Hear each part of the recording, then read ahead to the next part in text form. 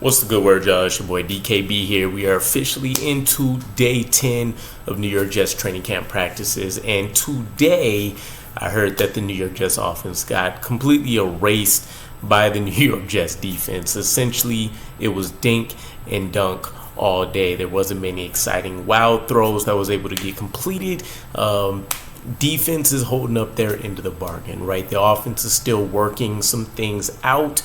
We'll see if we kick it into another gear with joint practices coming up Wednesday against the Commanders.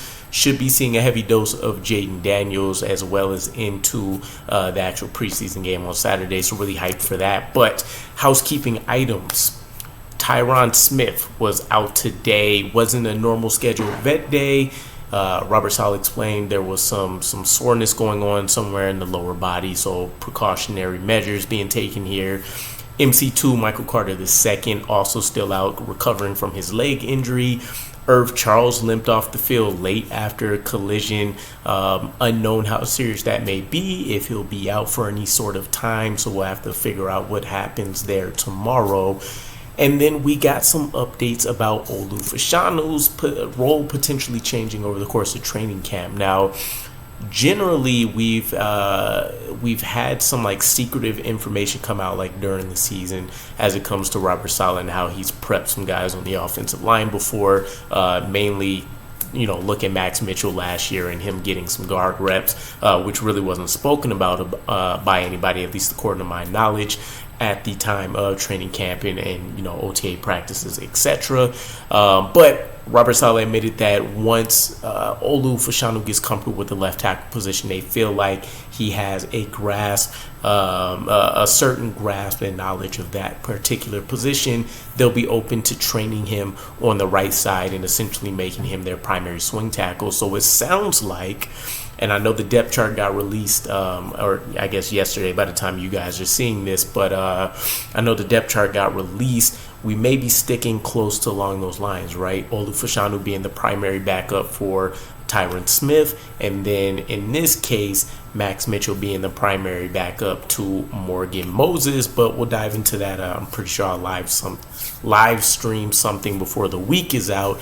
But that seems to be the plan, and I'm, for one, I'm not sad about it. Swing tackle, swing guard, interior offensive lineman, etc. They'll all essentially play the same role, right? As devil's advocate of versatility here. And if they rather have people that specialize in that and hope if it, the worst of the worst case scenario comes, they have a hyper athletic guy that should be able to pick it up quickly, then so be it. Now, with the on-field work, it's not going to be many highlights on the offensive side, as mentioned, but as it pertains to Aaron Rodgers, dink and duck type of day was exactly what I mentioned. He went 4 of 8 with an interception and a would-be sack, which we'll dive into here shortly when we talk about the defense. Andrew Peasley, QB3 at the moment, had himself a very rough day, and he's had consecutive tough practices, dating back to last week where, multiple interception days, poor accuracy, and that seems to be the same thing here. Got away with not having any INTs today, although I heard there were 2 very capable passes being sent to the defender and not the intended target, and then generally just poor accuracy. So we'll have to see how long he holds on to QB3. I've seen some noise out there that Adrian Martinez may not last throughout training camp, depending on who gets released and waiver wire pickups and all these other options, right? At this point, we're just throwing darts with who we've had in training camp so that our offense can continue to function without having to teach the playbook to new guys continuously.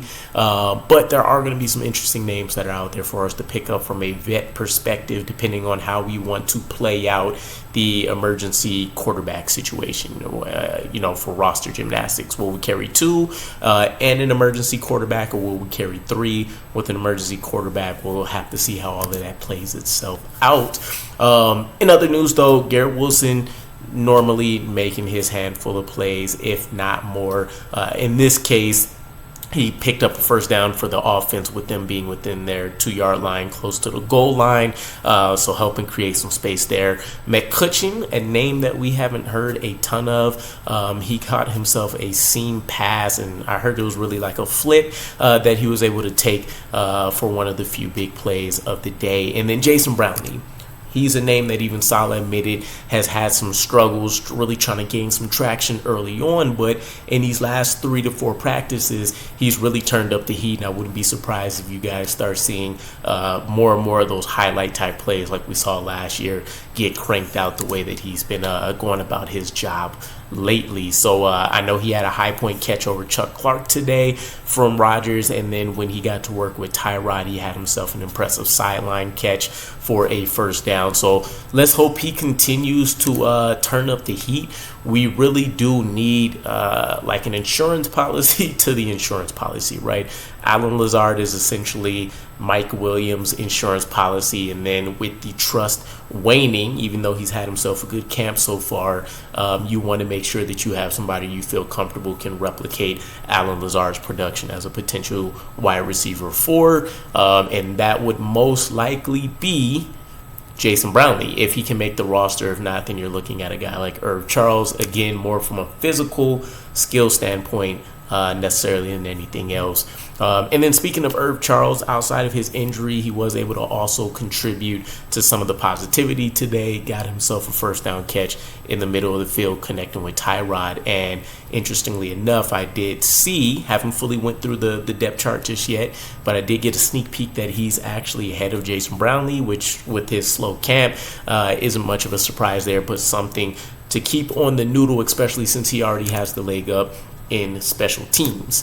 Now, defensively, it's not a ton of stuff to call out here. Just know that they completely owned the day. But some of the highlights was McDonald, one of his best practices all offseason, forced an incompletion from Rodgers and a rush check down on another play where I'm assuming he was looking to go elsewhere but had to toss it to Breece Hall just to get some kind of positive momentum. And then I'm not sure if this is part of the forced incompletion because we still haven't had refs at practices, but he either also additionally racked himself up a sack against Rodgers, which you know comes few and far in between, or as part of that incompletion, he had a sack. Either way, pretty impressive day for him considering a lot of the negativity surrounding him not having a starting role, with, Clemens starting over him in base packages, and then just the overall perception that we're not going to see the same kind of leap out of McDonald that we've seen out of Jermaine Johnson. So we'll see ultimately what happens. Everybody's on their own developmental curve. I think most people are more so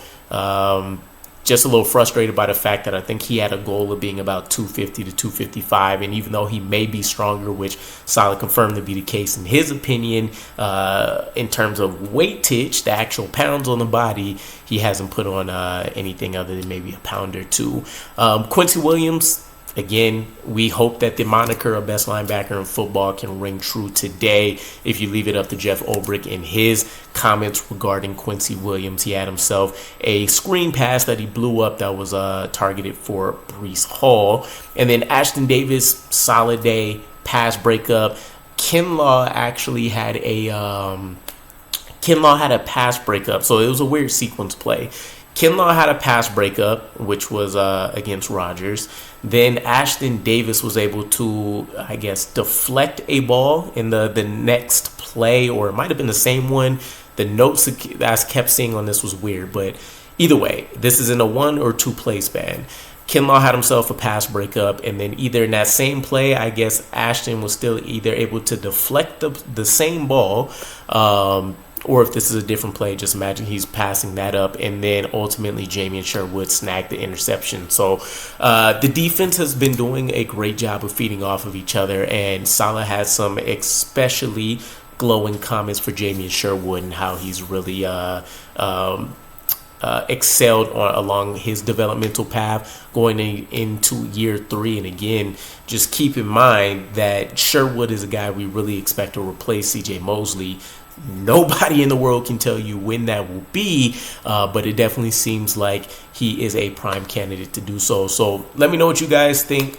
Ultimately, day 10 of training camp practices. Again, we have joint practices coming up very shortly here with the Commanders, and I'll be very interested to see how we deal with a above average dual quarterback. Not saying Aaron Rodgers isn't that guy, but obviously that's not the play style we want in camp, or something can potentially go wrong. But let me know what you guys think, and I'll catch you again.